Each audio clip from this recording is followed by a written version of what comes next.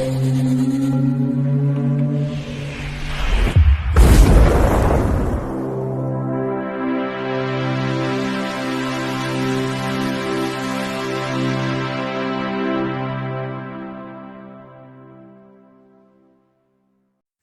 Bayek, it's me, Ian. Well, in today's video, I'm continuing my look at classic Doctor Who. Yes, the Golden Age. And we're on the 5th Doctor. Peter Davison, brilliant as the 5th Doctor. So this is Earthshock from 1982.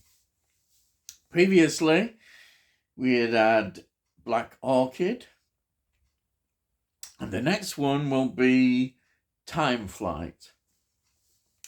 Now, this is from the 19th season. It's the 6th story, and it's 4 episodes long. And it's a very well thought of story. This is down as one of the all-time classic Doctor Who stories. It's always in the list, certainly a top 10 list of Doctor Who stories. The Caves of Andronosi, the very last Peter Davison story, is also well thought of. That's the regeneration story. This one is up there with that. So this was transmitted on the between the 8th to the 16th of March 1982. Now it's written by Eric Saywood, even though it looks they do these uncredited things. Sometimes they do and sometimes they don't, particularly with Anthony Root, who was the script editor. Anyhow, so Eric Saywood wrote The Visitation 1982, Resurrection of the Daleks 1984, and Revelation of the Daleks, 1985. Now, it's directed by Peter Grimwade. Peter Grimwade directed Full Circle, 1980. That was Adric's debut story. Logopolis, 1981. And Kinder, 1982. Also, he wrote, this director, Time Flight, 1982, which is the next story, and Mordrin Undead, 1983. Now, the script editor is Anthony Root, but also Eric Saywood is also in there. And it's produced, of course, by John Nathan Turner. Okay, now, I think this we would describe more as a studio-bound story. Now, at the beginning, we do see the statutory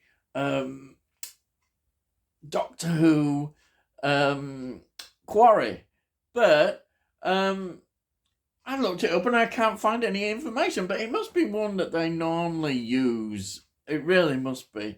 It's near the studio, so not too far. It's usually fairly near. Anyhow, they don't have to go too far. But anyhow, so that is, we see that at the moment. But generally, it's a studio-bound story, and you can see all the wonderful sets that they've built.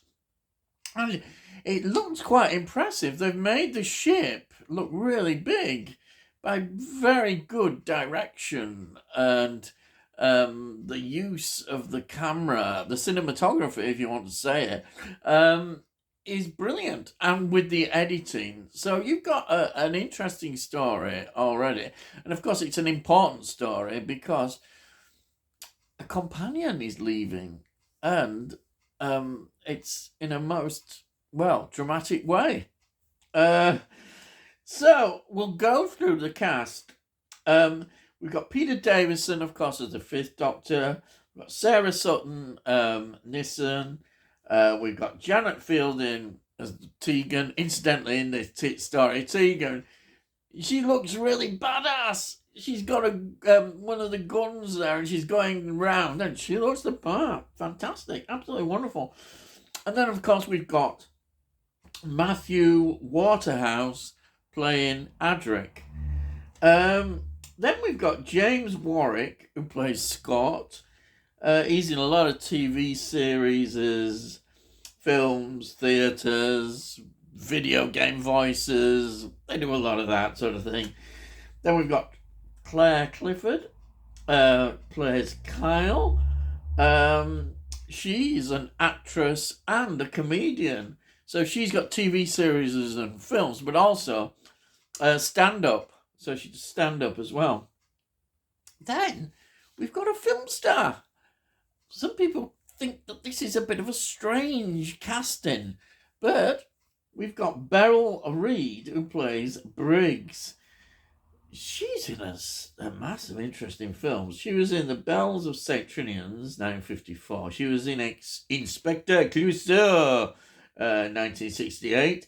And she was in The Killing of Sister George, which is a film from 1968 that is quite controversial for its time. It's about a lesbian actress, and it's a fascinating story. I think Susan York is the other younger actress in it. It's a really good film. It's one I must check out. I haven't seen it for years, but it was one that I saw a lot when I was young. Anyhow, I'm going off a lot. Then we've got another film that pops up, The Assassination Bureau, 1969.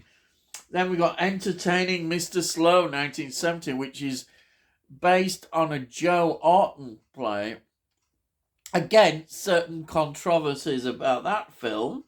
Then The Beast in the Cellar from 1971. A film I've seen, but it's a horror film, but I don't think it's particularly a good one. I wasn't particularly excited by it. But then she was in Dr. Phibes Rises Again, 1972, which is a different kettle of fish with Vincent Price. Brilliant, absolutely brilliant. And she was in Psychomania, 1973. Wow, love Psychomania. No Sex Please, we're British, a comedy, 1973. She was in Yellowbeard, 1983. She was in, this is embarrassing, but Carry On Emmanuel, which is one of the worst Carry On films. That was in 1978. And as a Yellowbeard, 1983, and The Doctor and the Devils was our last feature film. That was in 1985. Then we should have a word about David Banks, who plays the cyber leader. He's brilliant. He's tall. The voice. Now, I think you can, to some extent, think that the Cybermen are not as good as they were as the Mondo Cybermen. And I think they're scarier, the Mondo ones. But these are okay. They keep redesigning them. But they almost seem a bit not as scary. Yeah, they're not as scary as the Mondos. Anyhow, so David Banks played the cyber leader in The Five Doctors, which is 1983, which we've got to review yet, and that'll be coming up. Also, Attack of the Cybermen, which is 1983. And then we've got Silver Nemesis, which is from 1988. I think it's 88. It's It's in the second season. It is an anniversary story. Yeah. Um, and it's not bad. It's okay. It's not brilliant. It's not a brilliant one, but it's not bad. It's watchable and a good bit of fun, I suppose. But anyway, I'm going off the track now. So he is good as the cyber leader. He really is. Now, a few other interesting facts also about this story. This is the first story since 1975, Revenge of the Cybermen, which features the Cybermen. And there also, which is a really nice scene, we see previous Doctors encountering the Cybermen, which I think is a lovely touch. It's one of those things that John Nathan Turner wanted to do as a crowd pleaser, looking back at the history as well of the show, which I think is good. Also, an interesting fact is that some of the props were from the brilliant Alien film. Oh, what a film that is, from 1979, from the Nostromo. Wow. Yes, they were using some of the props from that. Excellent. So you say, back, what's this story about? Well, the Cybermen, as usual, plot to wipe out the planet Earth. But why? Because everybody seems to... Well, I'll tell you why. Because there's a conference going on of multiple planets who are planning to form a military pact. So they're going to all form a military pact to defeat the Cybermen. So naturally, the Cybermen are thinking, we're not having this. We're not having this. And they've got a plan, and that's their plan. Now, what goes wrong, of course, is that the ship goes back in time. And sadly, and in many ways, it's a very sort of poignant ending for Doctor Who. There's no titles at the end. I don't think it's a spoiler giving it away, but Adric leaves this story, and it's kind of a tragic end. Has Adric been a lot of fans' favourite companion? I don't think he has. I don't know whether it's totally worked. I don't know whether it's his inexperience as an actor. He's developing, but there's something not quite as good about his character that they've been able to do. And so he has a memorable ending. And some fans, I don't think, were that unhappy about it. But with respect to him, he's done a reasonable job. And that ending is a standout. It's one that's remembered. And as I said, this is considered a really good story. And why not? Because it is a good story. It keeps going. It looks good. The acting is not bad in places. It may be a little bit, but I think generally you can say the acting's good.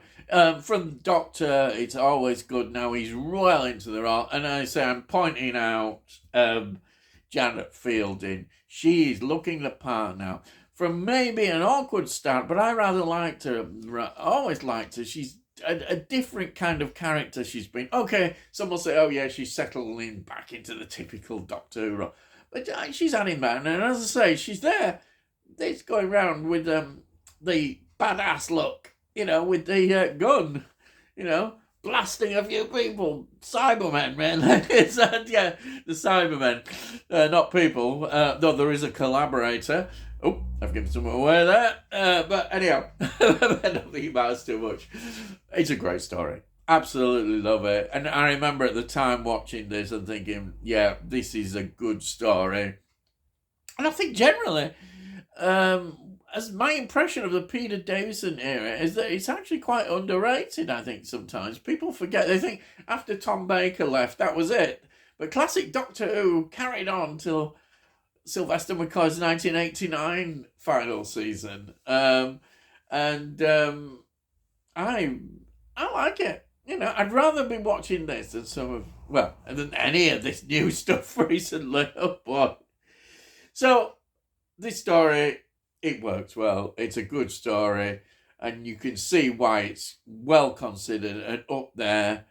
I'd say possibly in the top 10, possibly, definitely, of Who stories. Some might argue on that, but it's one that we always remember. So that's it. A bit more history. VHS release in 1992. First DVD release 2003, and it was re-released in 2007, and then also in 2013 it came out in a box set. That Doctor Revisited series, Vengeance on Varos and Remembrance of the Daleks were in the box set. And then, of course, season 19 was released, the Doctor Who, the collection, in 2018. And so, before I go, I'll show you this. Look at this. This is the DVD of it. It's a real treasure, these are. There's a list of some of the extras. There's good documentaries. There's even more good stuff on the Blu-ray box set. But I love these DVDs. I say it every week, but they're just fantastic. Look at that. Love it.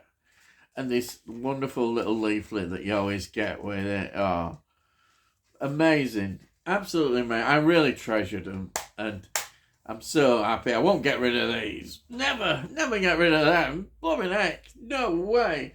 And then I've got this wonderful box set, which you have been looking at. Doctor Who, the collection. Absolutely fantastic. And look there. So this is season 19. All these extras on here with more and more inside. Wow. What a treasure that is. Wow. Yes, that's it. So, if you're new to the channel, please subscribe and we'll let you know when I put out these videos. And you can see all the previous reviews I've done of Doctor Who. Look in the playlist and you'll see loads. You'll find something, hopefully. But you can also see that I do a lot more than that. I review films, TV shows, and also a bit of music. Now, if you like this video, please give the video a like. If you give it a like, it gets it out onto YouTube, so other people might enjoy it. If you've got any comments, please put your comments down. I love to read your comments, and I always answer them. And that's it, really. So all I've got to say is, I'll see thee again.